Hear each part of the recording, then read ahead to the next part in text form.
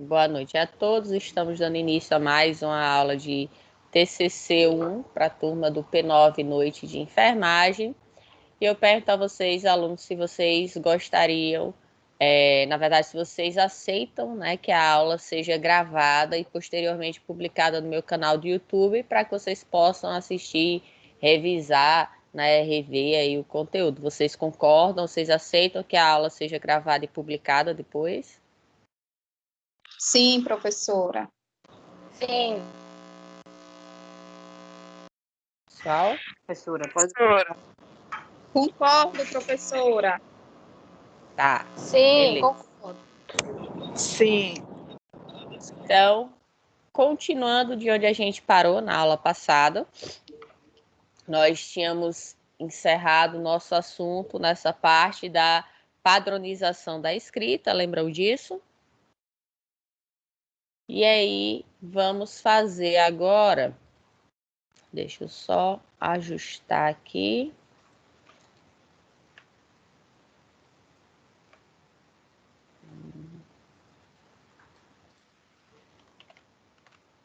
Então, vamos dar um exemplo, tá, do nosso exercício aqui, né, de como construir o trabalho de vocês, tá bom?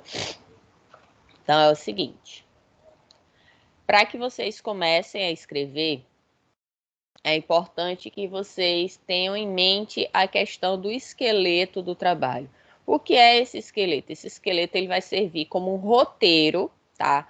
Do que vocês devem estar falando no trabalho de vocês. Então, ele vai ser uma lista do que quer tratar na ordem pela qual você vai estar tratando cada assunto ali dentro da introdução de vocês. E é importante que vocês só comecem a escrever cada seção depois de ter o esqueleto. Um exemplo bem simples. A gente começa a construir uma casa pelo alicerce ou pelo teto? Hein, gente? Alicerce. Pelo alicerce. Então, não adianta vocês, no trabalho de vocês, querer adiantar as coisas, né? Você achando que está adiantando, já querer, por exemplo, iniciar a metodologia sem ter definido ainda nem sequer o objetivo, por exemplo. Então, é necessário que vocês sigam, né, a ordem correta da construção, porque assim vocês vão facilitar em muito a própria vida de vocês. Então, um bom trabalho, ele nunca acontece, ele vai ser o produto de um trabalho bem organizado. E eu vou estar ajudando vocês, né, a dar uma certa orientação, um exemplo aqui de como que vocês podem estar desenvolvendo isso, tá bom?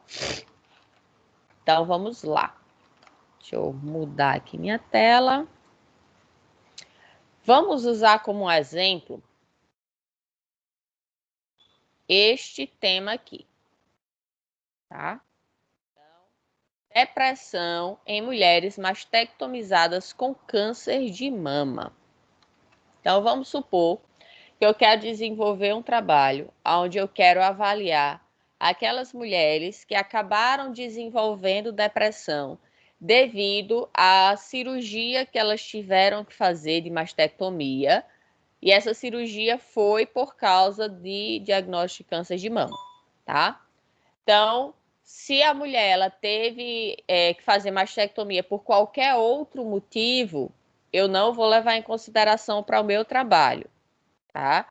Eu quero só aquelas mulheres que foram mastectomizadas pelo câncer de mama e que desenvolveram depressão por causa disso. Também não vou estudar depressão por outros motivos, certo?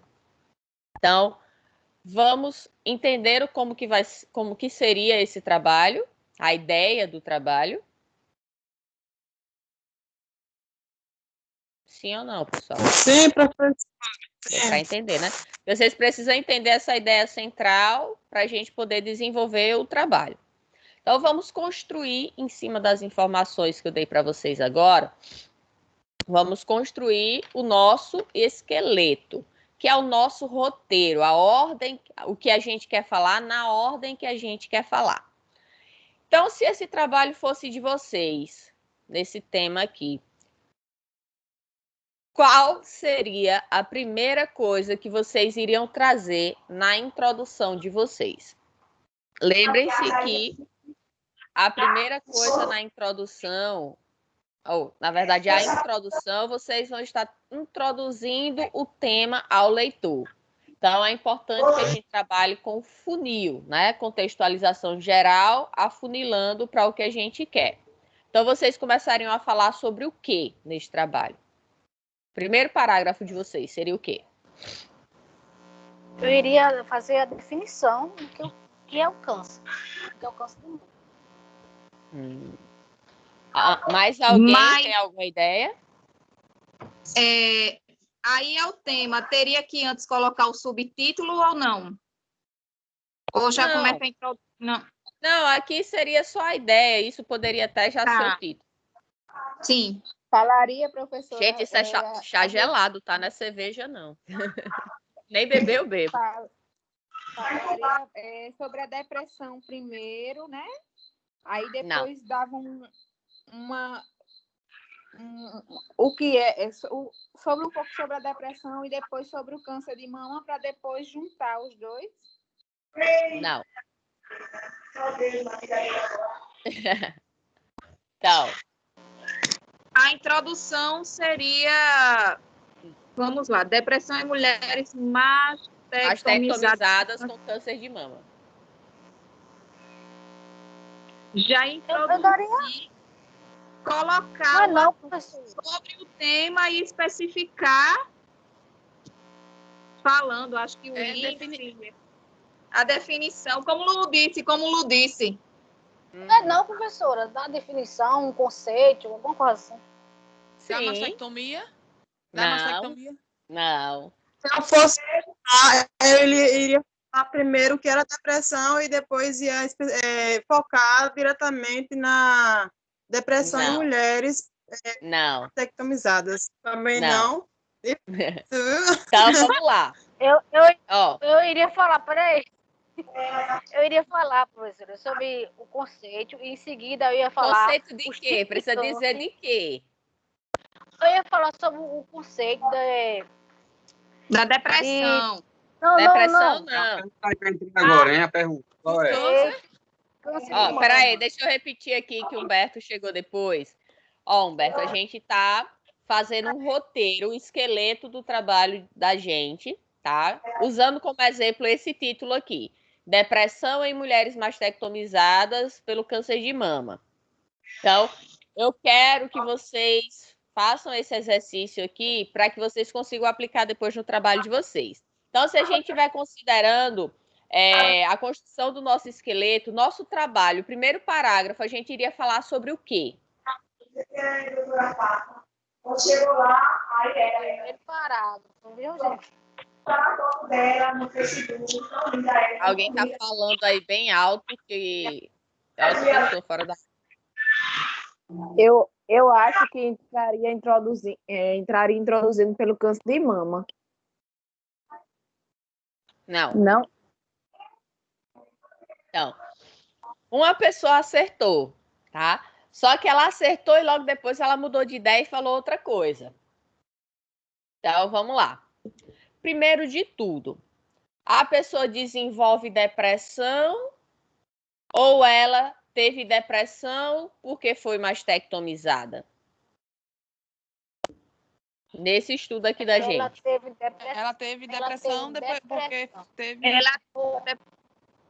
Depois da mastectomizada. Esse é o primeiro a acontecer o quê? A mastectomia, né? Exato. Isso. Tá. E ela foi mastectomizada primeiro ou ela teve câncer de mama primeiro? Primeiro câncer. E ela teve câncer de mama, que é um tipo de quê? É um tipo de câncer. Deixa eu comprar aqui. Aí eu falei que conceito de câncer. Alguém falou e depois colocou o conceito de câncer de mama. Foi eu. Tô ligada. Você respondeu certo e depois complementou. Tipo assim, não é câncer de câncer, é câncer de mama. Não, mas o certo é começar com o conceito de câncer. Por quê? O leitor, ele precisa entender o que é câncer para poder entender o que é câncer de mama. Entendeu? Deu para entender? Estou entendendo. Estou entendendo, professora. Estou entendendo. Beleza. Deixa eu ativar aqui o mudo de vocês por enquanto, porque tá fazendo interferência e tá doendo meu ouvido. Então, conceito de câncer de mama. Então, depois do conceito de câncer de mama, a gente vai falar sobre o quê?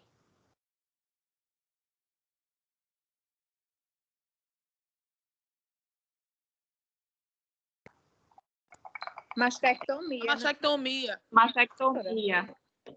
Não. É o raciocínio que eu falei anteriormente. Meu Deus. Nós vamos falar sobre os tipos de câncer. O câncer sobre a mama, não o câncer de mama. Não. Alguém falou aí. A gente vai falar sobre os tipos. Nós vamos falar sobre os tipos de câncer. A gente já falou exatamente. sobre o que é câncer? Então, Ganhou falou sobre o que é câncer. E agora a gente precisa, lembre-se, a gente precisa estar introduzindo o leitor na temática, certo? Então, estou falando sobre o conceito de câncer. Eu tenho que falar dos tipos de câncer, por quê? Porque câncer de mama é um tipo de câncer. No caso aqui, a gente vai falar dos principais tipos de câncer, porque o câncer de mama está entre os principais. Deu para entender? Agora é que a gente fala sobre o câncer de mama. Prestem atenção que um parágrafo está fazendo elo com o seguinte, que faz elo com o seguinte. Então, vocês não fazem ideias soltas. Terminou um parágrafo e depois fala de outro completamente diferente. Não.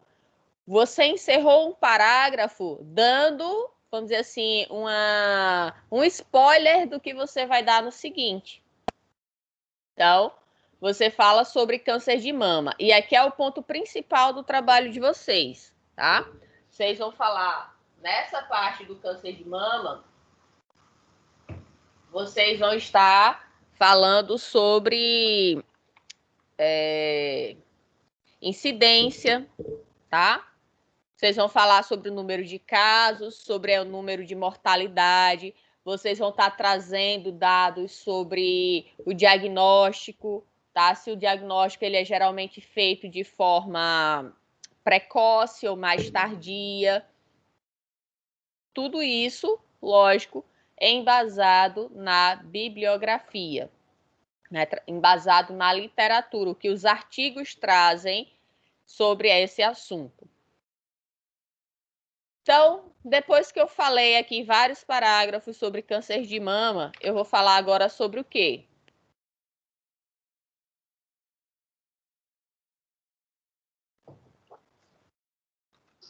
Mastectomia. Sobre o tratamento de câncer de mama. Aí, sobre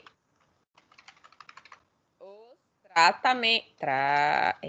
tratamentos. Certo? Certo. Aí dentro dos tratamentos, aí a gente fala sobre o quê? Né? Mastectomia. Eita, Tá pegando aí, ó, tá? O negócio tá saindo. Tem gente que entendeu como é que faz agora. Então, falo sobre os tratamentos, e aí dentro dos tratamentos eu falo que a mastectomia é um dos tratamentos. Aí puxo para o próximo parágrafo e aí eu vou detalhar um pouco mais a mastectomia. E aí, para encerrar a nossa introdução, nossa contextualização, eu vou falar sobre o quê? É como se fosse uma real. Eita, deixa eu ver como é que eu falo. Para encerrar, O contexto.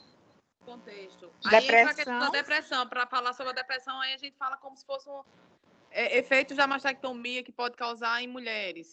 Aí a gente fala o que é. Não, aí a gente vai fazer. Calma. Aqui para finalizar, tem que ter muito cuidado, muita calma nessa hora. A gente vai falar sobre a depressão, tá? Conceituar a depressão, explicar um pouquinho sobre depressão. Só que aí, o que a gente falar sobre depressão aqui, a gente já vai puxar um elo para a nossa justificativa. Entendi. Lembram que eu falei que a justificativa ela não deve ser por motivos pessoais? Porque eu conheço fulana que teve, eu vivenciei isso, não sei o quê. Lembram disso? Uhum. Pronto. Então, a justificativa do trabalho de vocês vai ser o quê? Vocês não trouxeram um monte de informações aqui dos tipos de câncer, das incidências, mortalidade, não sei o quê, de tratamento. A gente não falou um bocado de coisa? Uhum. Pronto. Então, a justificativa poderia ser a seguinte: de acordo com os dados apresentados, que foi apresentado aqui na contextualização, né? De acordo com os dados apresentados, justifica-se essa pesquisa pelo fato de que ainda há um diagnóstico tardio do câncer de mama, fazendo com que o tratamento seja algo mais invasivo, sendo necessária a mastectomia, e com isso, muitas vezes, as mulheres acabam desenvolvendo a depressão. Então, além da necessidade de cuidar do câncer, né, elas precisam de apoio psicológico, o que faz com que esse trabalho tenha relevância pela necessidade de identificar o perfil de mulheres com depressão devido à mastectomia pelo câncer de mama. Certo? Entenderam? Entendi, professora. Pronto. Isso seria a justificativa de vocês. A partir da justificativa, não tem mais citação, tá, gente? São só palavras de vocês. Tá certo? Aí a gente tem depois o quê? A pergunta norteadora. Então, como pergunta que norteia esta pesquisa, tem-se quais os motivos que levam as mulheres a desenvolver mastectomia, a desenvolver depressão devido à mastectomia pelo câncer de mama. Ou então o porquê, né, das mulheres desenvolver depressão, tarará. E aí eu pergunto para vocês, eu posso fazer pergunta que gere respostas sim ou não? Exemplo, mulheres que fizeram mastectomia pelo câncer de mama, elas podem desenvolver depressão? A resposta é sim ou não, certo? Eu posso fazer esse tipo de pergunta? Não. Sim, eu acho que sim, professora. Para ser pergunta norteadora, eu acho que não. A senhora disse que não, né? Não, pergunta atenção. Pode não, ela já disse isso. Não pode, tá? Então, um exemplo de uma pergunta aqui que eu falei, né?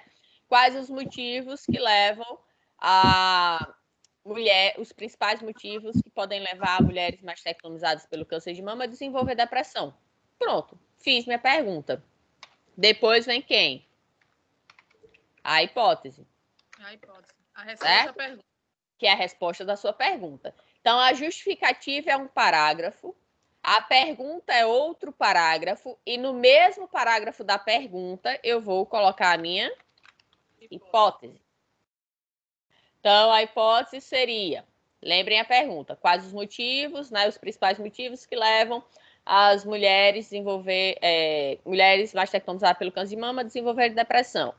Hipótese, lembrando que a hipótese é a resposta à pergunta. Então, como hipótese desse trabalho, tem que as mulheres, né, têm sua autoimagem, né, sua feminilidade muito representada na questão das mamas. Então, com a perda das mamas, elas apresentam dificuldade na sua autoimagem. E também, outro fator que lembre-se que a gente pode ter hipótese múltipla, né, mais de uma hipótese, e outra hipótese pode ser de que há um alto índice de abandono pelos seus parceiros ou parceiras após o procedimento, né, ou após o diagnóstico do câncer de mama naquela paciente. Pronto. Vou desenvolver meu trabalho para investigar se realmente é isso que vai ocorrer. Aí, depois da hipótese, a gente tem o quê? Em relação o parágrafo, qual é que pode ser junto? Pergunta e hipótese. Você faz a pergunta e logo depois, no mesmo parágrafo, faz a hipótese, certo?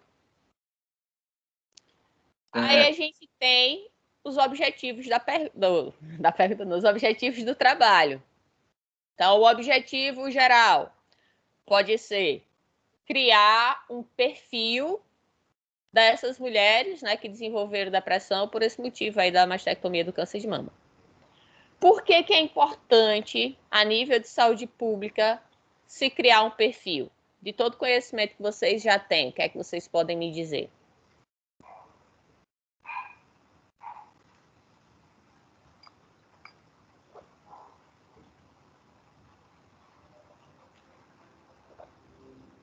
Hein, gente? Vocês não sabem, não tem ideia, não? Vamos lá, espreme um pouquinho que sai, que eu sei que vocês têm esse conhecimento.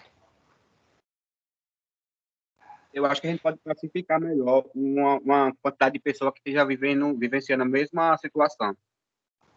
Isso não. Quase. Quase, acertou. Bateu na trave, vamos dizer assim. E aí, quem tem mais alguma opinião? Para ajudar a essas mulheres, no caso, né? Com esse perfil, os profissionais podem ajudar mais essas mulheres. Mais ou menos isso. Não estou conseguindo expressar o que eu queria, mas é mais ou menos isso. Então, vamos lá. Construindo um perfil, e aí em qualquer cenário, tá? Não necessariamente só nessa pesquisa, né? A importância de se desenvolver perfis, né, dentro da área de saúde. Então, conseguiram responder aí da forma correta. Então, você criando um perfil, vocês como profissionais de saúde, né, não só vocês da área de enfermagem, mas médicos, nutricionistas, todos os outros profissionais, eles vão conseguir identificar quais são aquelas pessoas, vamos dizer assim, que apresentam mais risco para aquela situação. Então, no caso aqui, a gente identifica que vou dar um exemplo, tá? Vamos supor, mulheres na faixa dos seus 35 a 40 anos, de classe média baixa, sei lá, que não tiveram filhos, que já foram casadas. Então, eu vou, né, com os meus resultados, tá vendo quais são aquelas mulheres, né, qual o perfil daquelas mulheres que apresentaram mais chance de desenvolver. Então, quando terminar a pesquisa, né, for publicado tudinho, isso vai servir para quê? Para quando vocês, como profissionais de saúde, se depararem com aquela paciente que se encaixa naquele perfil, você já tem que ter uma atenção maior, porque as chances dela desenvolver depressão são maiores do que as demais. Deu para entender? E isso se encaixa em qualquer cenário de várias doenças, tá? Várias situações da área de saúde. Certo? Deu para entender, pessoal? Sim ou não? Sim, professor. Sim. Tá. Sim, vou trazer um outro exemplo aqui, só para ver se fica mais claro para vocês. Então, lembram da disciplina de parasito que a gente pagou lá atrás? Vocês pagaram comigo? Oi. Sim. Oi. Não precisa de campo também, precisa de estudo. A senhora falou aí agora, ou tem um diferente? Isso é principalmente para pesquisa de campo. Tá? Por enquanto aqui eu nem entrei em metodologia. Certo? Nem entrei em metodologia. Eu estou aqui na minha introdução só. Tá bom? Então, lá em parasitologia, traçando essa questão de que a gente criando, né, determinando perfis, a gente consegue direcionar esforços para a melhoria da qualidade de saúde da população. Então, a gente sabe, né, hoje em dia, justamente por existir estudos que comprovem tal, então a gente sabe que pessoas que residem, né, em regiões onde não tem saneamento básico, pessoas de classe social mais baixa, elas, nível de escolaridade mais baixa, elas vão ter muito mais chance de contraírem doenças parasitárias, principalmente enteroparasitas, do que aquelas pessoas, por exemplo, que vivem em local de classe média alta, que tem toda a infraestrutura, né, que teve acesso à escola. Então, a gente precisa conhecer o perfil. Por quê? Adiantaria eu estar construindo um hospital, uma unidade de saúde específica num bairro de classe média alta, onde tem toda a questão do saneamento básico, o pessoal tem uma renda melhor, tem um nível de escolaridade maior, onde a gente sabe que as chances dessas pessoas estarem contraindo doenças são bem menores, doenças parasitárias, né? São bem menores do que eu construir mais unidades desse tipo em regiões mais carentes que realmente vão estar precisando dessa assistência. Na verdade, o correto seria não estar investindo em medicina curativa, né? Mas sim em prevenção, ou seja, construir saneamento básico. A gente já viu isso lá no P3. Então, vejam como é que é importante isso. Então, um dos meus objetivos, né, que poderia ser o meu objetivo principal, criar esse perfil. E eu poderia ter também objetivos secundários, né, específicos, como, por exemplo, identificar a... Deixa eu ver como eu posso colocar aqui.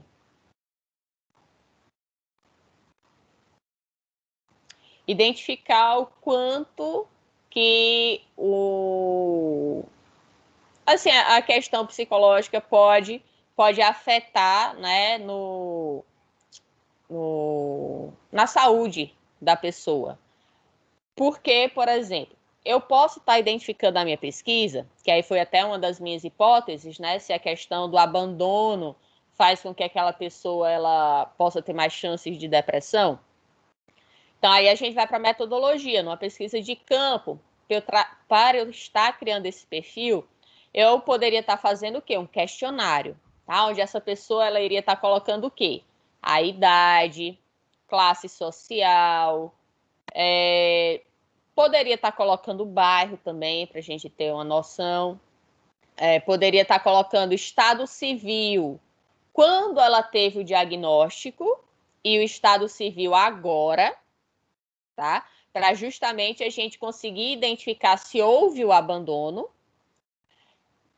Aí, se a pessoa antes ela era comprometida e atualmente, depois da cirurgia, ela está solteira, aí colocar uma outra pergunta, né? Caso ela tenha se separado durante ali o tratamento, colocar uma pergunta do tipo: você acha que o fato de você ter feito o procedimento, né, de você estar doente, pode ter influenciado na sua separação?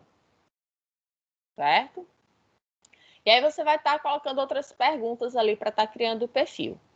Beleza? Também pode estar pegando dados como cor da pele, certo? Para ver se mulheres, por exemplo, brancas são mais propensas a desenvolver depressão nesse caso do que mulheres pardas ou negras e assim por diante.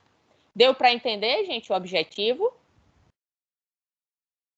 Lembrar que o objetivo é sempre iniciado com o verbo no infinitivo. Então, como eu coloquei, criar o perfil. Certo? E aí, depois do objetivo, a gente tem que a metodologia. Então, só reforçando aqui, esses itens, eles fazem parte da contextualização, que eles devem ser feitos com base na literatura existente. Depois a gente tem justificativa, pergunta, hipótese e objetivo, que deve ser feito com as palavras de vocês. Não pode ter citação. Então, a gente vai ter um parágrafo só para justificativa, um parágrafo para pergunta e hipótese e um outro parágrafo só para objetivo. São parágrafos e não são seções. A seção é introdução, tá? Então, para você diferenciar aqui que você está entrando, por exemplo, na justificativa, você inicia o parágrafo da seguinte forma: portanto, justifica-se essa pesquisa por causa disso, disso e disso. Então, pergunta norteadora. Como pergunta que norteia esta pesquisa tem isso, isso e isso, certo? Agora vamos voltar. Deu para vocês compreenderem como que faz o esqueleto de vocês, gente? Ficou alguma dúvida no esqueleto? Lógico que aqui é um exemplo e vocês, com calma, vão colocar em prática no trabalho de vocês, para poder começar a escrita. Deu sim. Mas quando acabar a aula, eu posso ir de novo. Fica à vontade. Quando termina, só faço baixar e já publico. Vocês sabem disso. Sim. Então, vamos lá. Começar a escrever. Para começar a escrever, antes vocês têm que ter tido o esqueleto. Vocês viram que quando eu tenho meu esqueleto, uma coisa vai levando a outra, um raciocínio vai levando a outro. Então, fica muito mais fácil de vocês conseguirem um resultado mais propício para o trabalho de vocês, certo? A leitura ela vai ficar muito mais fluida, ela vai ter uma coerência, uma coesão de uma coisa levando a outra, não vai ficar coisas perdidas, salteadas. Então, se você não tem o esqueleto, você vai demorar mais, perder muito mais tempo de ficar, eita, esse parágrafo vem para cá, esse outro vem para cá, e não sei o quê, vai ficar todo, né, todo doido ali, e você vai perder muito mais tempo, ter muito mais dor de cabeça para tentar organizar aquilo. Bom? Então, prepare-se para escrever, reescrever, apagar, rasgar, escrever de novo. Isso faz parte, gente, do processo natural da construção de um trabalho científico. Então, não achem que, porque vocês estão escrevendo uma vez, que aquilo vai ficar ali pronto eternamente, não vai ser modificado, né? Então, não tenham essa ilusão. Faz parte do processo natural de construção de um trabalho científico.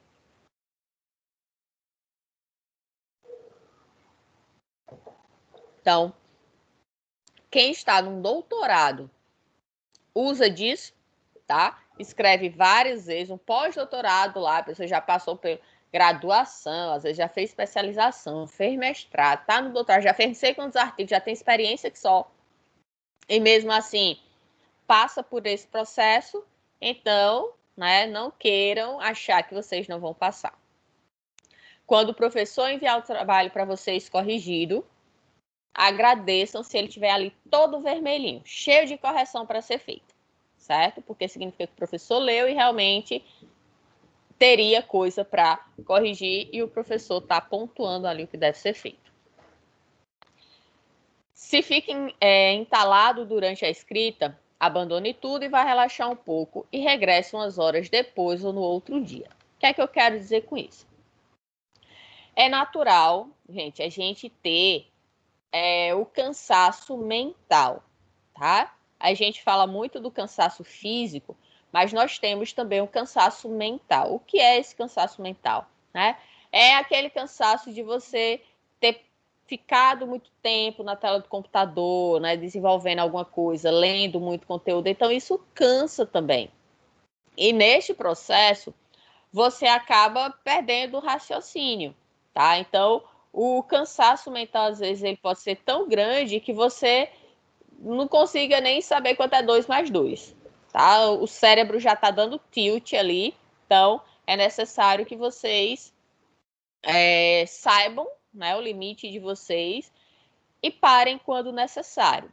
Então, é muito melhor, por exemplo, no lugar de você passar 3 horas lá na frente do computador sem conseguir escrever uma frase, uma palavra, é melhor você parar 1, 2 horas e com 15 minutos você render muito mais do que se tivesse ficado ali 3 horas batendo cabeça.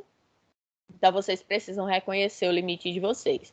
Então, também não adianta, eu estou cansada porque eu estou muitas horas na frente do computador fazendo meu trabalho. Aí pega, tira o trabalho e continua na frente do computador para ver rede social ou outra coisa.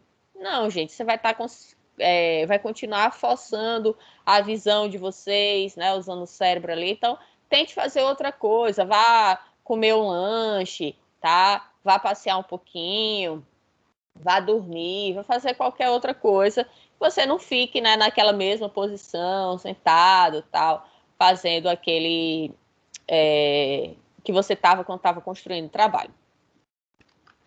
Então, agora se isso ocorre de novo no dia seguinte e no dia seguinte, então considere você mudar de profissão. Por quê? Porque você não está levando a sério, você não quer terminar, tá? Você está inventando desculpa, você está enrolando ali para não concluir seu trabalho. E aí, se você não concluir, você não se forma, bom?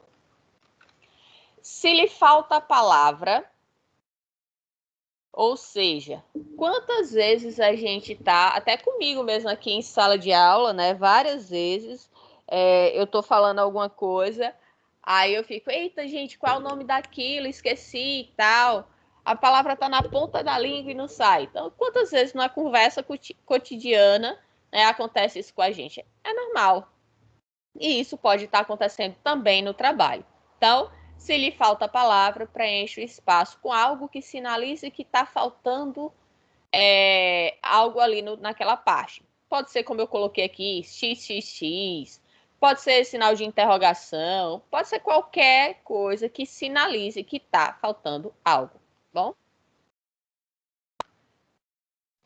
Verá que quando reler o texto, a palavra aparecerá. Quantas vezes, mais uma vez, né, falando, a gente estava nessa situação, eu não lembro da palavra, não sei o quê, aí no outro momento, horas depois, ou no outro dia, você estava numa situação completamente diferente, e aí aquilo que você estava tentando lembrar aparece na sua mente. Eita, lembrei daquilo que eu ia falar lá atrás. Né? Então, isso acontece, é normal. Então, escrever é parte integrante do processo de investigação. Não é uma coisa que se faz nos tempos livres. Então, vocês precisam se organizar. O que é que eu quero dizer com isso? Então, vocês precisam ter em mente que vocês estão desenvolvendo uma pesquisa que precisa de bastante dedicação. Isso eu já falei várias vezes, né, para vocês, que o que as pessoas costumam, né, falar como o fator principal para a dificuldade de construir trabalho. TCC é um monstro, é um bicho de 7 cabeças. Não, não é. A diferença é que você precisa se dedicar. E se você não se dedica, consequentemente, você não vai ter, né, um bom rendimento, certo?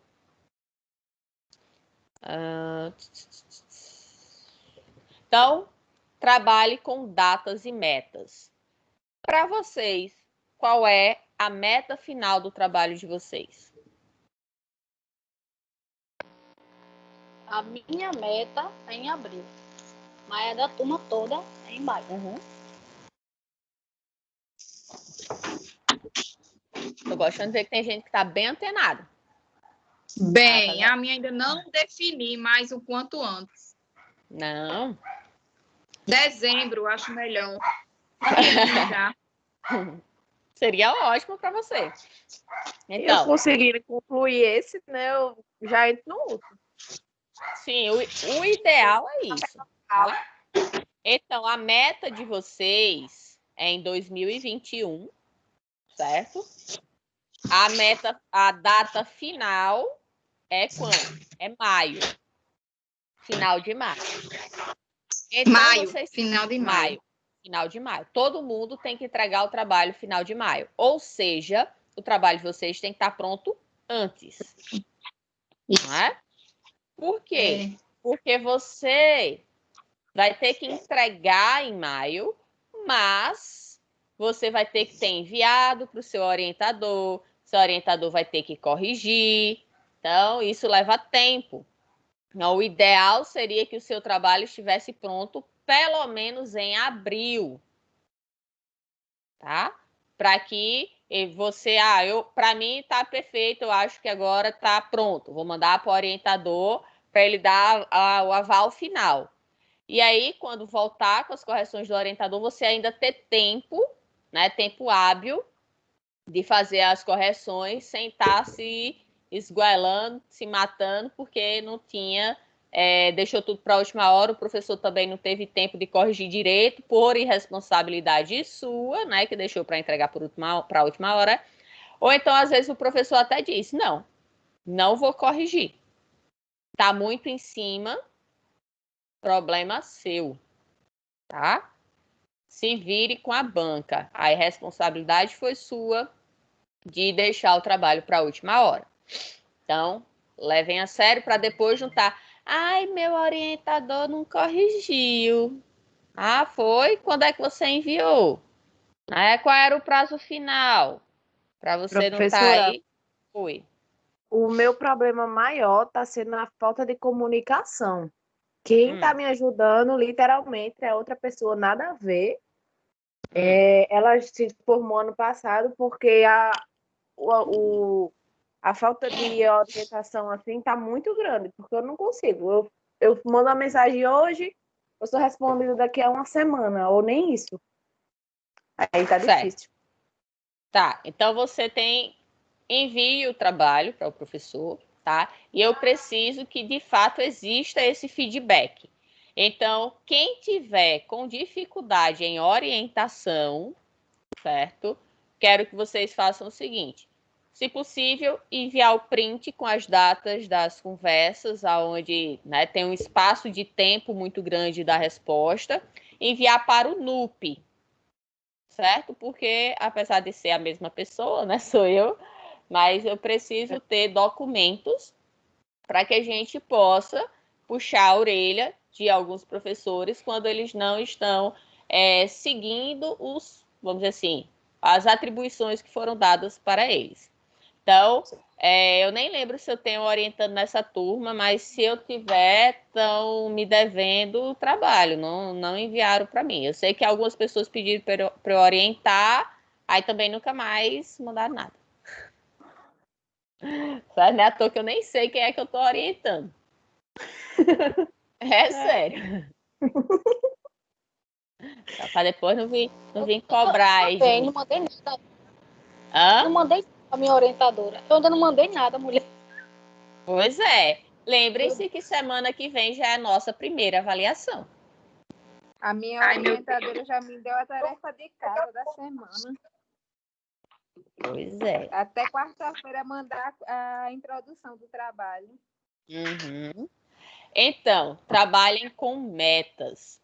Vejam qual é a meta de vocês. A meta da turma, né? O prazo final que vocês têm é final de maio para entregar o trabalho pronto. Mas, como eu disse, você precisa se organizar para que o seu trabalho esteja construído para você antes, para você ter condições de enviar para o orientador ter tempo hábil para fazer a correção e, assim, você poder corrigir, tá? Porque Doutora, você... outra pergunta. Oi. Para esse semestre, tem que estar pronto até quando? Outubro. Já a gente já começa as apresentações. Não é a data específica? A data específica. Vai depender de quanto tempo a gente vai levar para fazer a prova. Ah, entendi. Porque às vezes dura mais de uma semana. Que é prova oral, lembrem-se disso. Certo. Obrigada. De nada. Então, vamos lá. Descubra o período em que você é mais eficiente para escrever. Vocês já ouviram falar de biorritmo ou ritmo circadiano? Já ouvi falar. O que é? Eu já também acho que a senhora falou e não me recordo. É o ritmo do corpo da gente, de hora de dormir. Então, vamos lá para o conceito, né? Então, bio significa vida. Então, seria o ritmo da vida, biorritmo, ritmo da vida. Então, nós, naturalmente, né, por aspectos fisiológicos, hormonais, né, a gente sabe o quê? que à noite é quando a gente vai ter sono. Eu não estou considerando aqui trabalho, nada disso. Estou falando o normal, evolutivo. Então, à noite a gente faz o quê? A gente tem sono e vai dormir. Durante o dia a gente acorda, né, para fazer todas as outras atividades. Então, só que o biorritmo ele pode variar de indivíduo para indivíduo. Como assim? Por exemplo, para mim, a noite é feita para dormir, tá? Eu não sou o tipo de pessoa que vai para festa, não sei o quê. Se eu for, é para me encostar no canto e dormir. Então, desde pequeno eu sou assim e nunca me acostumei do contrário. Até porque eu não sou muito fã de festa, de bagunça, assim, agita, essas coisas. Então, me colocar, se precisar acordar 4 horas da manhã, eu já acordo pronta. Já no meu ritmo, vamos fazer tudo que tiver que fazer. Já outras pessoas, às vezes acordam 9 horas da manhã, mas só acorda, entre aspas, né? Levanta da cama, mas só vai acordar de fato lá para as 10, 11 horas. Por de 1 a 2 horas que acordou, que levantou. Então, isso depende de cada pessoa. Tem gente, como por exemplo, meu orientador. Meu orientador, ele dizia que para ele, o auge do rendimento dele para estudar, né, para pesquisa e tal, era 3 horas da manhã. Era o auge dele. Para mim, era o auge do meu sono, 3 horas da manhã. Era não, é. Então, para mim, como eu disse, a noite é para dormir. Então, cada pessoa vai ter seu biorritmo.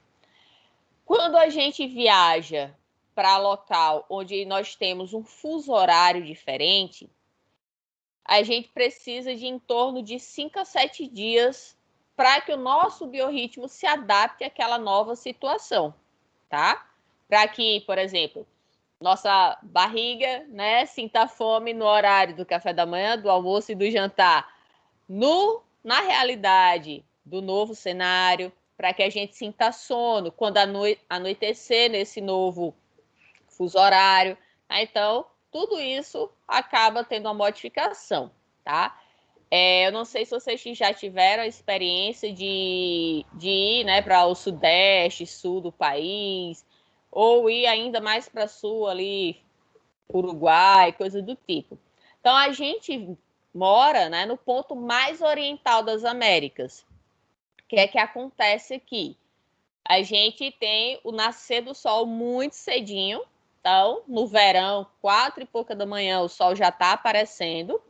Em compensação, logo cedo já está anoitecendo. No inverno, 5 e pouco já está ficando noite. No verão, chega ainda umas 6 horas, né? Para anoitecer mesmo, ficar escuro. Em compensação, lá no Uruguai, só para citar de exemplo, dá 8, quase 9 horas da noite e ainda tem sol. Então, isso acaba, né? Para quem é de lá já é acostumado. Para gente que é daqui, já modifica um pouquinho o ritmo da gente. Mesma coisa no Sudeste, né? Rio de Janeiro, por exemplo. Como eu disse, 6 horas da manhã aqui, 5 horas da manhã já está claríssimo, né? O céu já está totalmente azul, o sol já está ali brilhando. Então, no Rio, não. No inverno, 6 horas da manhã é uma escuridão da gota. Então, a gente, né, precisa estar se adequando de acordo com a região e o nosso corpo vai se adequar a isso também. Então, a gente precisa estar... a gente vai ter ali, né, situações onde cada pessoa vai ter um ritmo diferente e quando a gente consegue identificar quando nós somos mais produtivos, melhor ainda. Eu falei desde o primeiro dia de aula, gente, separe um momento para que vocês construam o trabalho de vocês. Então, da mesma forma que a gente tem dia e horário para aula, né? Que vocês têm para os estágios, para trabalho, para todas as atribuições de vocês, então também criem dia e horário para que vocês possam estar colocando um dia ali de horário específico para vocês construírem o trabalho de vocês. E aí, toda semana, naquele dia e horário, você faça isso, certo? Porque assim você vai Se possível, colocar no dia e horário, no dia não, né? No horário que você seja mais produtivo, aí você vai conseguir render mais. Então, outra situação que a gente pode se deparar, né? Vocês vão concluir o projeto, que é o TCC1. Vocês vão fazer isso agora em novembro, tá? Se passar, tiver tudo ok, né? Não precisa ir para final, né? Deixar para repor, não precisa nada disso. No final da aula eu falo um pouquinho da nossa avaliação. Então, vocês precisam ter em mente aí que vocês precisam se dedicar para terminar no prazo. E aí, o que é que muitas vezes acontece? Não é o que eu aconselho. Todo semestre eu faço esse mesmo comentário. E todo semestre, quando vai para o semestre seguinte, 99,9%, às vezes até 100% da turma não seguiu o que eu disse. E o que é que acontece? Chega no TCC2 e fica arrancando os cabelos, fica todo mundo desesperado, fica sem saber como fazer. Vai empurrando com a barriga. Amanhã eu faço, amanhã eu faço, amanhã eu faço. Só que amanhã é o dia que nunca chega, né? Enquanto houver amanhã, a pessoa vai empurrando com a barriga, só que vai ter uma hora que vai chegar o prazo final, que é o prazo de vocês entregarem. E se vocês não entregam, vocês não concluem. Então, ficam mais 6 meses na faculdade para concluir o curso de vocês. Aí, é aquela questão. A vida é feita de decisões e escolhas. Vocês preferem o caminho mais fácil, que é seguir as normas, fazer as coisas no tempo correto, ou vocês preferem o mais difícil? O mais difícil é ir empurrando com a barriga, o mais difícil vai fazer com que vocês não tenham o rendimento que você teria se tivesse feito no tempo hábil, tá? Porque você vai fazer correndo, então é lógico que você não vai ter tempo de prestar atenção em coisas que irão influenciar na sua nota. Então, não sejam, tá, esse tipo de aluno. No final, quem vai ser prejudicado são vocês mesmos. Vocês vão ser responsáveis pelas escolhas que vocês vão tomar. Então, terminando agora o TCC1, a gente vai ter o quê? Dezembro, mês de festas, né? Final de ano, Natal, Ano Novo, sem aglomeração, né? E janeiro, geralmente as aulas começam no início de fevereiro. Então, se a gente tem as aulas só iniciando em fevereiro, significa que você passou ali em torno de 2 meses sem fazer nada do seu TCC. Sério que vocês vão fazer isso? Não faça isso não, tá?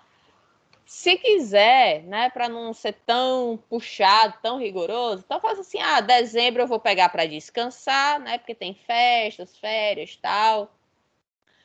Mas peguem em janeiro pelo menos 1 ou 2 vezes por semana para vocês irem adiantando o TCC de vocês. Se vocês fizerem isso, gente, chegar em fevereiro, se brincar, o trabalho de vocês está pronto já, tá? E aí, lembrando, período de férias, vocês não vão ter estágio, vocês não vão ter as disciplinas, né, que faz com que vocês precisam disponibilizar tempo para estar estudando, fazendo trabalho. Então, vocês, quem tiver, né, vai ter só o trabalho propriamente dito, né, de vocês. Então, aproveitem esse período para render muito mais do que quando começar o semestre, tá bom? E aí, por que eu estou falando isso? É porque a gente tem essa questão aqui. Volte a ler de novo tudo alguns dias depois de terminar o trabalho. Ficará surpreendido com as burradas que escreveu, mas também com as ideias brilhantes. O que é que eu quero dizer com isso? Então, se vocês concluírem o trabalho agora, né, em novembro, e for pegar em janeiro, ou seja lá quando vocês forem pegar, vocês vão tirar ali uns dias, 2 semanas, sei lá quantas forem, sem pegar naquele TCC, né? Tem gente que diz, me livrei, quero passar um tempo sem nem olhar para a cara desse trabalho, para relaxar um pouco. Então, vocês devem fazer o quê? Vocês vão acabar, quando vocês retornarem para construir o trabalho, vocês já né? Estão com a cabeça um pouquinho mais fresca, não tá tanto com aquela pressão. Aí vocês vão identificar isso. As besteiras que fizeram, vocês mesmos vão fazer a autoavaliação, vai dizer, meu Deus, eu escrevi isso, olha a besteira que eu fiz, né? E o contrário também. Caramba, olha que massa, que bonito, fui eu que fiz, olha que legal como eu estou evoluindo, né? Que isso é a melhor parte. Então, passe o trabalho para colegas, mas não para amigos. O que é que eu quero dizer com isso? A gente sabe que a gente tem, e aqui amigos, né, tá entre aspas, a gente tem aquelas pessoas que até são nossas amigas e por nos conhecer muito bem, às vezes, né, essa pessoa, ela sabe que você não é muito fã de crítica, né? Não é muito fã de aceitar a verdade na cara, vamos dizer assim. Então, essa pessoa, ela pode não estar sendo honesta, não estar mostrando de fato os erros que o seu trabalho está apresentando, né? Ela não estaria sendo honesta com você porque ela está fazendo aquilo ali para lhe agradar. E aí ela diz, não, seu trabalho está ótimo, está maravilhoso, quando na verdade tem um monte de coisa para ser corrigida, mas ela não vai querer lhe dizer para você não ficar chateada. Não, aqui é o momento de dizer mesmo, ó, seu trabalho tá um lixo, tá uma porcaria, refaça tudo, porque pelo amor de Deus, não tem nem como entender nada na sua pesquisa, tá? Então, deem para pessoas que realmente vão dizer na sua cara se o trabalho tá bom ou se tá ruim. Por quê? Porque às vezes, gente, isso também é natural, tá? Quem tá construindo o trabalho, a ideia, né, já está presa na cabeça de vocês. Então, já é automático você ler uma frase e já saber o que ela está querendo dizer, mesmo sem ter lido ela toda. A ideia está fixa. Mas, quando outra pessoa lê, ela vai verificar, ei, peraí, essa frase aqui não tem muito sentido, não. Tá? E isso pode acontecer também com o próprio orientador. Tá? Por já estar, né, lendo tanto aquele trabalho, às vezes passa desapercebido algumas coisas que precisariam ser corrigidas. Por isso é legal que você dê para outras pessoas lerem o trabalho, porque eles vão estar vendo pela primeira vez e aí vão estar conseguindo identificar. Ah, professora, eu posso dar para pessoas que não são da área? Sim, deve. Por quê? Porque mesmo as pessoas que não são da área, elas têm que ser capazes de compreender seu trabalho. Se elas conseguem compreender seu trabalho, é porque seu trabalho está bem escrito. Se elas não conseguem, é porque o seu trabalho está mal feito. Por quê? A gente vai ter a introdução, que vai estar trazendo a contextualização ali, você está introduzindo o leitor para a temática, então ele vai conseguir entender o básico do seu trabalho. Ele pode não entender a complexidade dos termos técnicos ali, alguns detalhes, mas no geral ele vai poder ter condições de compreender. Então, deem, né, o trabalho para que outras pessoas possam estar ajudando e contribuindo na construção deles, certo? E como eu falei, isso às vezes o próprio orientador também vai ter aquela coisa fixa. Um exemplo bem simples. Quantas vezes, né, nós professores fizemos provas para vocês, e aí aquelas provas abertas, e aí na hora que a gente vai fazer a correção, que vocês estão comparando, né, a correção ali com a do professor, aí você diz, professor, eu acertei, eu queria dizer isso. Só que existe uma grande diferença entre o que você quis dizer e o que está no papel. Tá? Existe uma diferença muito grande. E, no caso, a gente precisa avaliar o que está no papel. No TCC de vocês, a gente vai precisar avaliar o que está no trabalho escrito. Então, é preciso que vocês tenham muito cuidado com a escrita de vocês. Principalmente a nível de português, tá, gente? Vocês estão concluindo um curso superior, então, por favor, né, tenham cuidado na concordância, coerência, coisas do tipo. Então, considere todas as sugestões, mesmo aquelas que parecem não fazer sentido, devem ser pensadas, pois podem ser um sinal de alerta para um problema de clareza, ou seja, seu trabalho ele não está claro. Você acabou ali não sendo, né, não tendo uma boa escrita no desenvolver ali da sua pesquisa. A palavra-chave para um bom trabalho é clareza. Ou seja, seja claro e objetivo no que você quer dizer. O melhor texto é aquele que diz mais com menos palavras.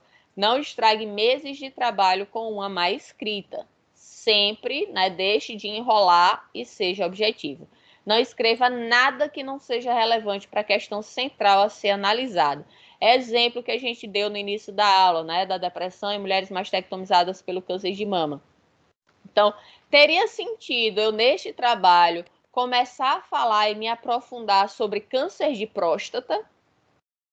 Lógico que não, né? Qual sentido que teria num trabalho sobre mastectomia, sobre câncer de mama, eu estar falando sobre câncer de próstata, me aprofundando sobre câncer de pulmão ou qualquer outro tipo de câncer. Então, eu tenho que ter coerência no meu trabalho.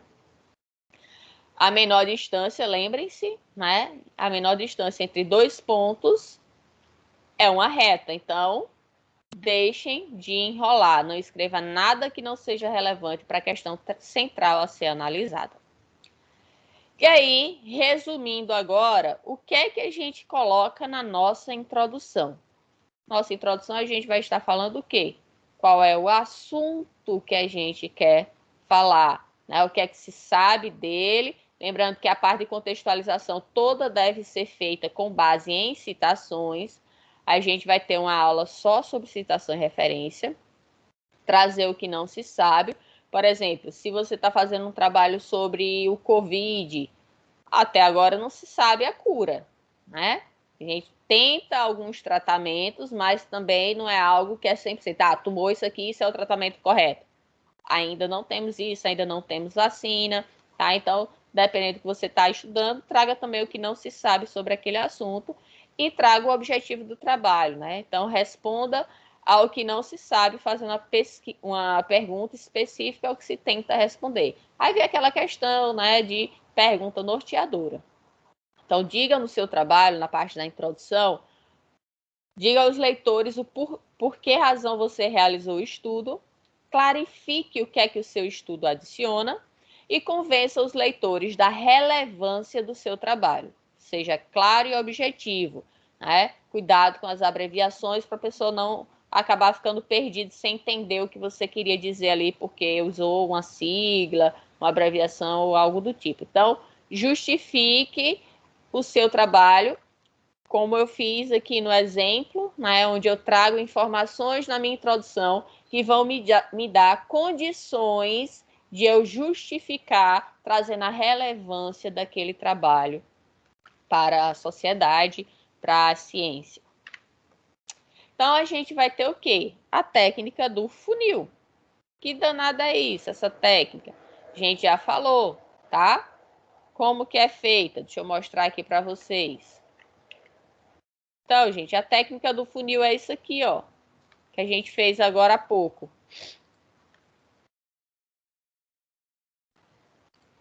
Olha aqui, ó, técnica do funil, certo? Então, eu peguei aquele tema, né? Fiz o meu esqueleto, que aqui é a minha contextualização, trouxe a informação mais geral e em cada parágrafo seguinte eu ia afunilando até chegar onde eu queria, que é o final da introdução, o meu objetivo, tá? Então, dessa forma, a gente tem a técnica do funil na introdução. Contextualização mais geral, afunilando até onde eu quero chegar.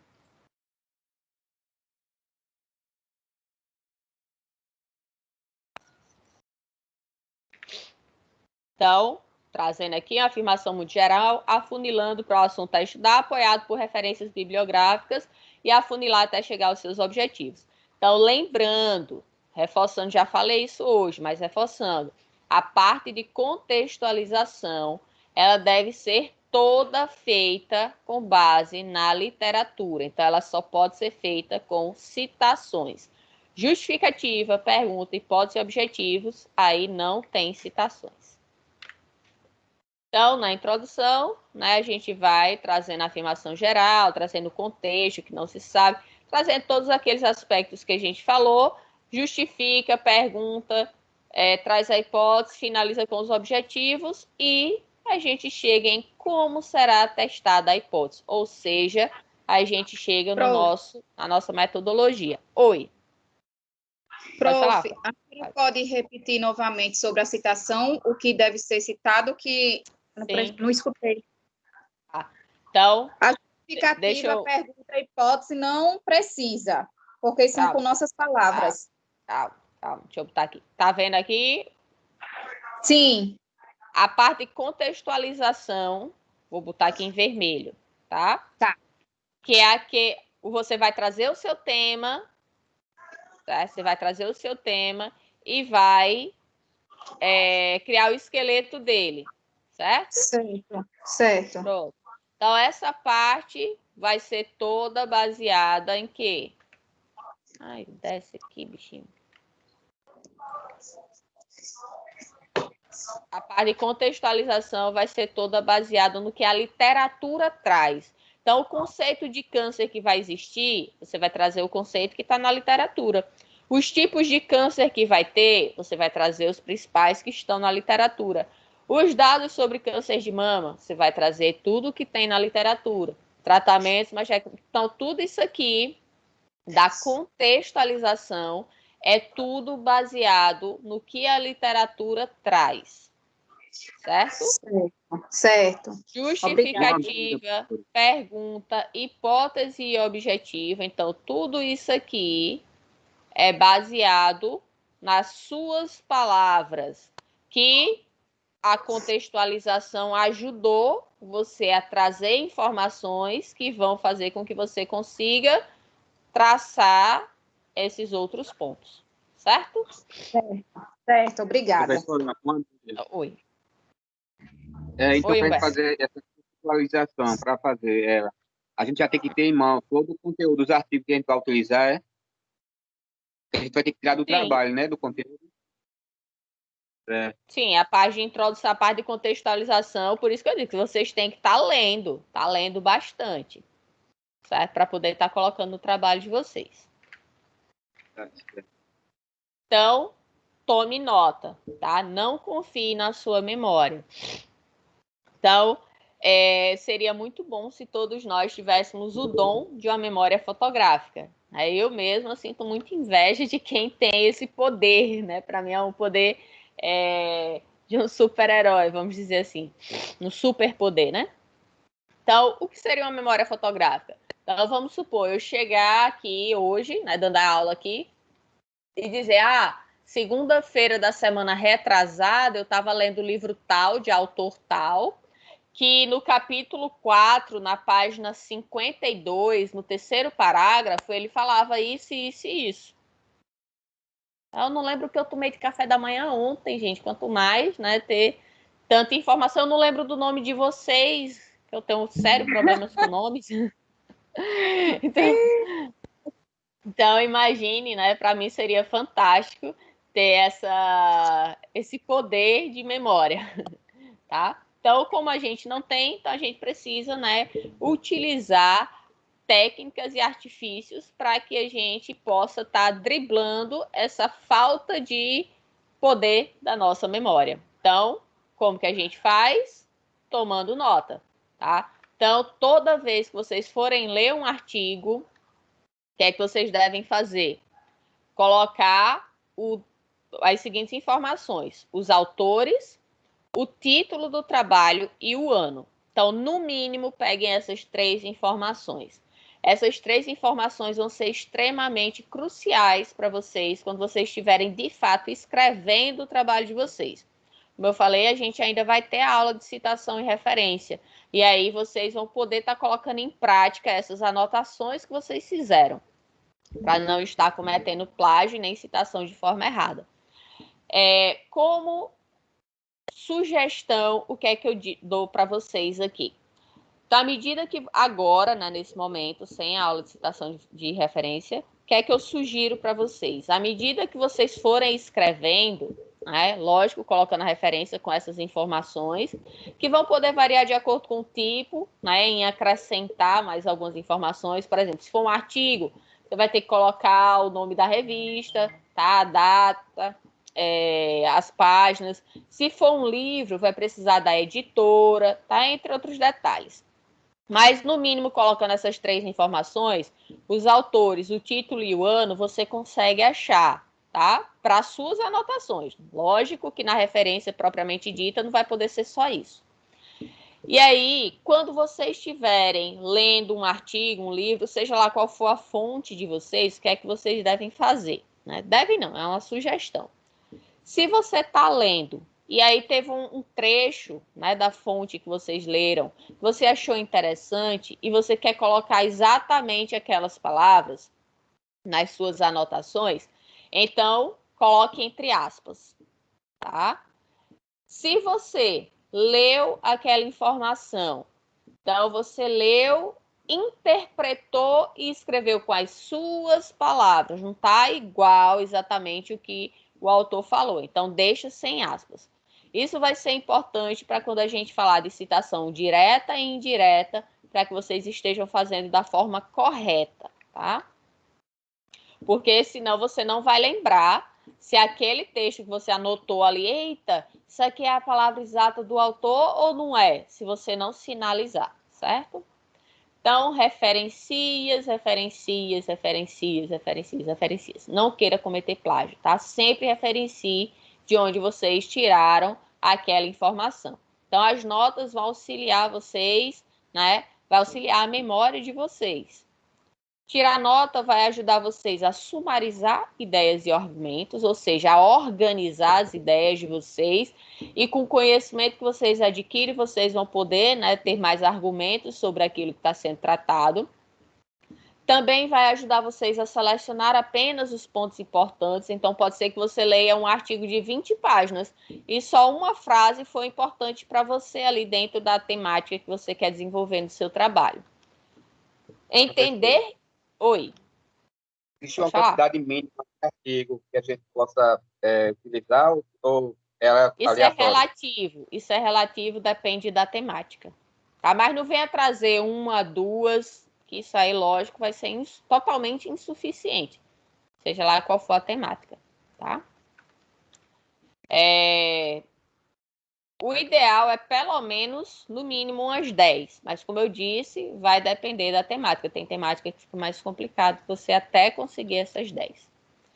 Entender e interpretar a fonte de informação. Então, cada vez que você lê mais, que você anota mais, você começa a ter mais conhecimento e, consequentemente, você consegue ter uma interpretação melhor do que está sendo lido.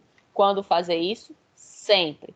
Né? Então, sempre referenciar a origem das notas, né? Colocando autor, título, ano, para que vocês saibam quem foi que de fato falou aquilo. Então, mantenha uma introdução curta. Só que aí vocês podem estar pensando, mas eu baixei e li 200 artigos, então eu vou colocar todos. Não, gente. Vocês só vão colocar aqueles artigos que, de fato, você utilizou no seu trabalho. Tá? Então, cuidado para não ser repetitivo, né? Então, você pode ficar tentado a escrever uma introdução longa. Eu li 200 mil artigos, então vou colocar tudinho. Não, cuidado. Em vez de impressionar o leitor, porque você tem muitas referências, você está aborrecendo ali. Porque muitos dos autores que você está colocando, eles falam a mesma coisa. E aí, isso fica, né, aquela coisa, aquela leitura chata de você estar repetindo e repetindo e repetindo. E a pessoa, meu Deus do céu, não aguento mais ler esse artigo. Então, não estrague o trabalho de vocês. E tenha certeza, né, que menciona trabalhos anteriores. Então, antes de começar o estudo, os autores devem estudar o que foi feito. E aí é aquilo que eu já havia dito, né? Lê. Achou que leu muito? Não. Leu muito pouco ainda. Então, leia mais. Então, conheça os autores, né? Se você não viu quem são aqueles autores que são mais renomados naquela área e você não está citando eles no seu trabalho, então sua pesquisa pode estar incompleta. Como é que você não coloca os principais autores, as pessoas que mais dominam o assunto naquela área? Então, leia-os, ouça-os em conferências, né? Quando possível, participe de congressos, de eventos que essas pessoas estejam, para poder trocar ideia, para poder, né, ver quais são os trabalhos que eles estão desenvolvendo atualmente. Agora, na pandemia, por uma parte, ficou bom que vocês têm muito evento online, né, virtual, que vocês podem estar acompanhando de casa mesmo. Então, procure revisões recentes sobre o assunto que você está desenvolvendo. O ideal é que vocês desenvolvam um trabalho com literatura de, pelo menos, no máximo ali 5 anos, tá? Mais velhos, no máximo 5 anos. Como eu disse, isso é relativo porque vai depender da temática. Então, se com 5 anos está beleza, ok. Agora, se sua temática tem pouco artigo nos últimos 5 anos, aí você pode estar abrindo para os últimos 10 anos, últimos 15 anos. Ah, professora, o meu trabalho tá tipo 90%, 95% de literaturas novas. Só que tem 2 artigos que são antigos, mas que eles são importantes para o meu trabalho. Eu posso colocar? Pode. Desde que, vamos supor, é da década de 80. Ele tem sentido estar no seu trabalho? Não tem nenhuma literatura nova que possa substituir aquela informação? Se não tiver, beleza. Se tiver, você usa o mais novo. Então, terminou a introdução indicando o porquê do seu trabalho, agora é dizer como fez, né? No caso, como fará, porque a gente ainda está no projeto. Então, materiais e métodos, ou seja, nossa segunda seção, que é a metodologia.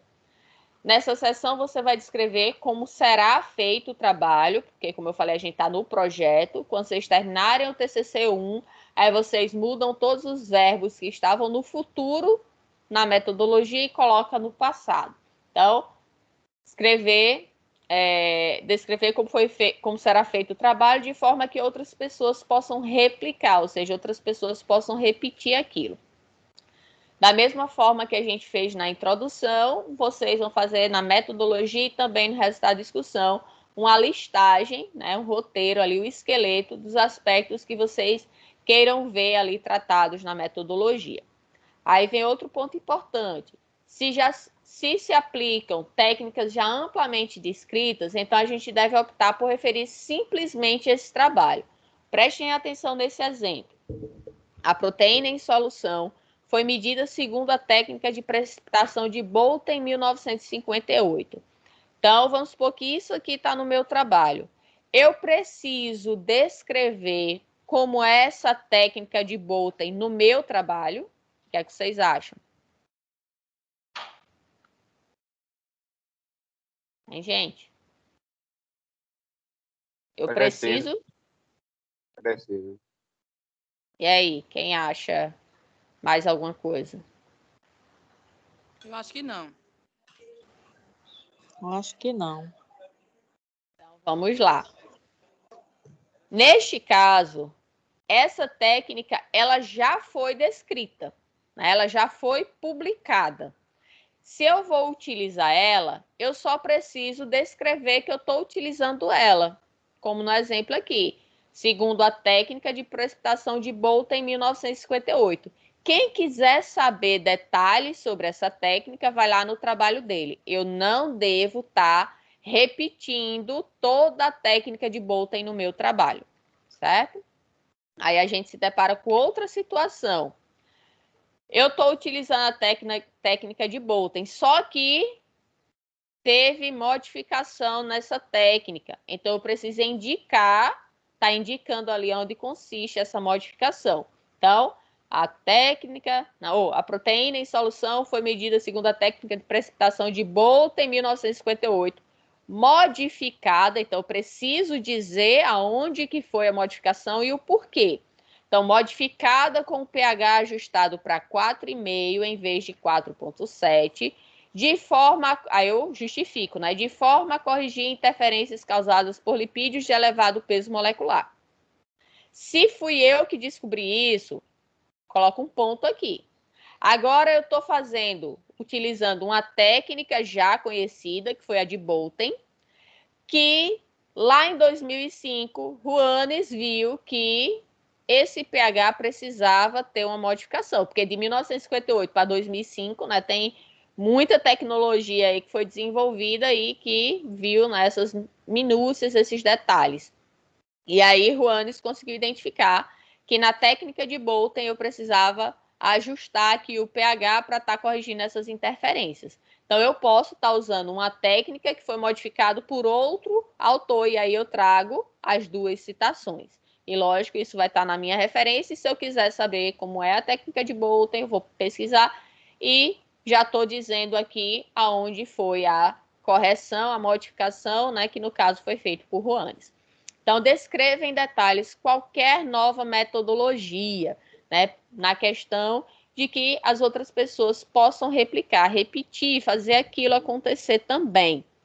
Então, imaginem só, a gente está agora numa pandemia onde no mundo todo tem pesquisadores desenvolvendo, né, uma vacina para, né, o Zika vírus, só para o Covid, que hoje de manhã teve um trabalho falando sobre Zika. Então, sobre o Covid.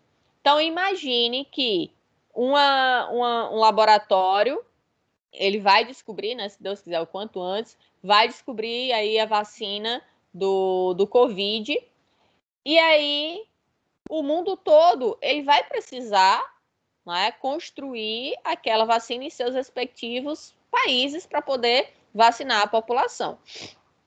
Então, imaginem só, se o laboratório que desenvolveu, o pesquisador que desenvolveu a vacina, ele deixou de colocar um detalhe ali na construção daquela vacina.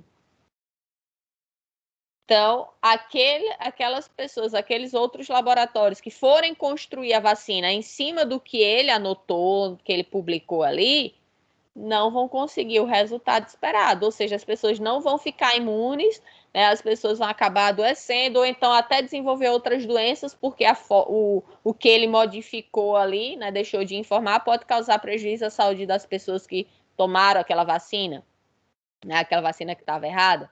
Então, vejam o quanto que é importante, né, que uma metodologia nova ela seja descrita nos mínimos detalhes. Então, a metodologia errada vai ser a principal razão para a rejeição de artigos em revistas e arguição de banca examinadora. Então, vocês precisam ter muito cuidado para desenvolver a metodologia de vocês, pois ela precisa estar diretamente correlacionada, ligada com o que vocês propuseram na introdução de vocês. Então, vocês não justificaram, trouxeram uma pergunta que vai dar direcionamento para o trabalho de vocês, colocaram hipótese e definiram qual o objetivo de vocês naquela pesquisa. Então, a metodologia ela precisa atender àquele objetivo. Só para citar como exemplo, a gente já teve uma vez um trabalho no comitê de ética, onde a metodologia que a pessoa descreveu no trabalho nunca iria alcançar os objetivos que ela tinha proposto. Então, num trabalho que vai envolver, né, o comitê de ética, vai envolver pessoas, tudo, lógico que a gente não podia aprovar esse trabalho, porque no final não ia servir para nada, né? Então, precisa ter muito cuidado na escrita da metodologia. Se a metodologia usada para responder à questão levantada na introdução estiver errada, não há salvação possível para o trabalho. Então, tenham muito cuidado. E aí, gente, vocês já disseram como fez o trabalho, como fará o trabalho, né? Agora é mostrar o que encontrou. Então, a gente vai falar dos resultados de discussão, mas não hoje, tá? Então, a gente encerra aqui a nossa aula. Vou falar agora da nossa avaliação. Então, a gente vai fazer da seguinte forma. Na próxima semana, vai entrando grupos, certo? Por vez. Ou, se a pessoa é individual, né, vai ser só ela e eu. Se for um grupo de 2, 3 pessoas, então entra esse grupo e eu vou estar fazendo a avaliação. Então, estejam todos prontos. Eu vou vocês se organizem, tá? Vocês já podem, essa semana, tá se organizando quem vai ser o primeiro, o segundo, o terceiro e assim por diante. Por exemplo, vamos supor, meu nome, vou colocar aqui André Aluna, que eu tô vendo. André Aluna é com A, mas vamos supor que a Andréa, ela esteja de plantão na sexta-feira e ela só chega em casa para avaliação de 7 horas. Então, se alguém puder, né, eu não tenho problema, eu vou começar logo, vou fazer logo minha avaliação, certo? Então, eu vou começar essa avaliação mais cedo. Por volta de 5h30, 6 horas eu já começo, porque senão a gente não vai ter tempo de fazer com todo mundo, tá bom? E aí vai ser só eu e o grupo não pode Professora, vou trazer... estar saindo do plantão. Certo, aí você faz, né, mais para o final. Não pode ter, vocês não podem estar lendo nada, tá? Até porque eu vou estar olhando para a cara de vocês, então vocês precisam estar com a câmera ativada, certo? Obrigatoriamente vocês precisam estar com a câmera ativada. E aí, oi. É em grupo, mas a avaliação é individual, nota, né? Não. Eu falei desde o primeiro dia de aula, a avaliação vai ser pelo grupo, porque o grupo está construindo o trabalho, e se você resolveu fazer o trabalho em grupo e o seu colega não está levando a sério e você quer levar ele nas costas, então assumam a responsabilidade de uma nota em grupo. Tá? Professora. Oi, Fábio. A prova, no caso, vai ser de acordo, o assunto vai ser de acordo com o trabalho de cada grupo, né? Isso. As perguntas vai ser a mesma pergunta para todo mundo, mas as respostas vai ser de acordo com cada trabalho, tá? Então, as perguntas são, as perguntas que eu vou fazer sexta-feira. O título de vocês, né, para eu poder, em cima do título, ter noção ali do trabalho de vocês. Então, o título, contextualização, justificativa, pergunta norteadora, hipótese, objetivo e metodologia. Esses são os pontos que eu vou perguntar para vocês. Não quero que vocês tenham nada anotado. Eu quero aqui, na cabecinha de vocês, tá? Não precisam ter medo dessa avaliação, ela é mais uma conversa, tá? Onde eu vou ter mais ou menos uma noção de como vocês estão desenvolvendo o trabalho, e dessa forma eu vou poder estar dando sugestões. Então, vamos supor que você colocou uma pergunta e uma hipótese, e aí a hipótese não ficou muito boa com a sua pergunta. Então, vou dizer, fica melhor você colocar a hipótese dessa forma. Por isso que a gente precisa começar com a avaliação um pouco mais cedo, porque tem trabalho que vai demorar mais do que outros, certo? Eu dando sugestões. Então, levem a sério, estudem. Eu enviei hoje para vocês o link para vocês responderem o TED. Lembram que eu tinha falado que eu ia mandar o link para vocês já irem construindo o TED, e quando eu mandar o link, vocês só copiarem, né, as respostas ali. Pronto. Aquele link, só uma pessoa do grupo vai responder, tá? Tem uma pergunta lá que pede o nome de todo mundo do grupo. Então, vocês vão ter que botar o título do trabalho, o orientador e o nome de todos do grupo. E aí vai preenchendo as respostas, certo? E aí, quando termina, não esquece de enviar, porque se não enviar, não chega para mim. Oi. Prof. No caso, no dia da prova, a gente tem que estar com o trabalho pronto, né? Não precisa estar com ele 100% pronto. Ele tem que estar encaminhado, tá? Lógico que por ser TCC1 e vocês começaram agora em agosto, eu não vou ser tão rigorosa quanto eu vou ser com vocês lá no TCC2.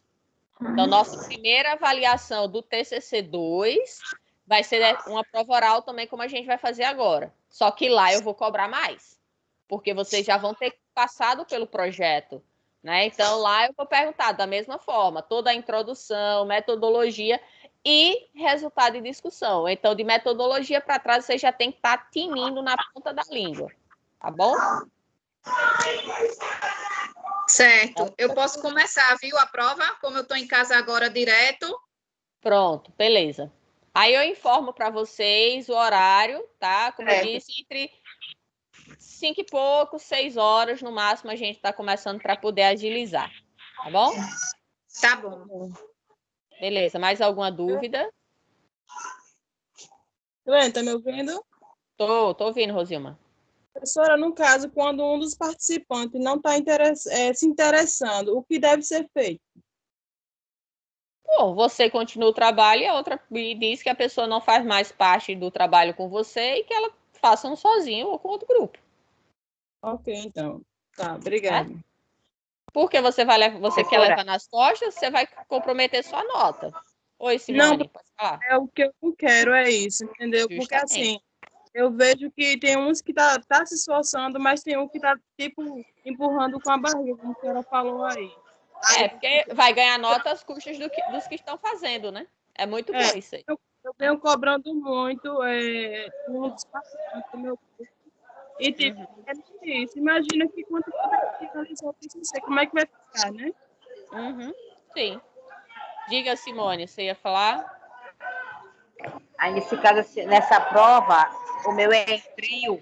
Ela vai fazer perguntar os 3 ao mesmo tempo, né? Os 3 vai estar online com a senhora, não é isso? Os 3 online, com a câmera ativada. Eu quero estar olhando para a carinha de vocês. Tá? Aí eu posso estar direcionando a pergunta ou deixar para que qualquer um dos 3 responda. Isso vai depender do momento, tá? Pode ser que, vamos supor, eu faça a pergunta. Se eu ver que tem aquela pessoa que está mais inseguro, é diferente falta de conhecimento de nervosismo. Tá nervoso é uma coisa. Isso aí, lógico, eu não vou pesar na nota. Mas falta de conhecimento é porque não estudou, não construiu o trabalho. Porque se você construiu, você sabe responder, tá? Pode ser que eu fique perguntando só para aquela pessoa. E aí a nota de vocês, se aquela pessoa não sabe responder, aquela nota vai ser baixa, porque vocês colocaram no trabalho uma pessoa que não está levando a sério. Tá bom? Então, todos estejam preparados. Na próxima aula, professora. Próxima semana, tá bom? Prof, eu posso sair? Pode, eu já encerrei que eu tenho que ir para outra aula. É nesse link, professora? Isso, nesse mesmo link. Tá bom. Então, professora, pode sair, Jailene. Pode sair. Na medida que eu for terminando uma avaliação, eu vou dizendo próximo, aí vocês vão entrando. Certo? Façam uma lista. Oi. Vai ser semana que vem. Tá? Tchau, tá tchau. Tá certo, prof. Boa noite. Tô saindo, viu, Jailene? Boa noite. Bom final de semana. Até a próxima semana. Tchau. Tchau.